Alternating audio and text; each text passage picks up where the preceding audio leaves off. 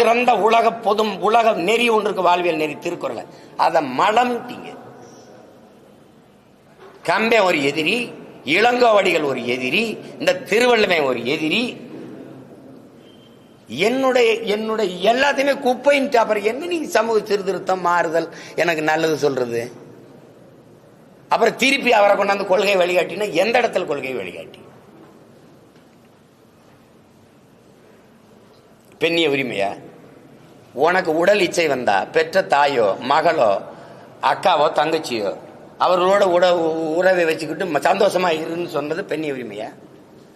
நான் கேட்கறதுக்கு பதில் சொல்லணும். பெண்ணிய உரிமையா? சரி, மதுவுக்கு எதிராவா? 1000 தென்னை மரத்தை தன் தோட்டத்தில் இருந்ததை வெட்டினாருன்னு அவர் பகுத்தறிவாதி தானே சொல்றீங்க? நான் ஒரு விவசாயி, ஏன் தோப்புல கல் இறக்க அனுமதி இல்லை, இவ்வளவுதானே? அம்மா நீங்க சொல்லுங்க, இவ்வளவுதானே? எவனாவது மரத்தை வெட்டுவானா? கல் இறக்க என் தோட்டத்தில் அனுமதி இல்லை, அதுதான் அறிவுள்ளவன் செயல். மரத்தை வெட்டினா வெட்டி சாச்சா இது பகுத்தறிவா? சரி, அதை விட்டுருங்க. அது மதுக்கு எதிராக போராடினாரு. உலகத்துல எந்த நாட்டில் மது இல்ல? எல்லாரும் மது குடிக்கிறான். மது குடிக்க வேணாம்ங்கிறது கட்டிய மனைவியோட படுக்க வேணாம்ங்கிறதுக்கு சமம்னு சொல்லியிருக்காரா இல்லையா? இப்ப இந்த இடத்துல இருக்கிறீங்களா? நான் கேட்கறதுக்கு ஒன்னொன்னா பதில் சொல்லிட்டு வரணும். சமூக நீதிக்கும் பெரியாருக்கும் சம்பந்தம் இருக்கா?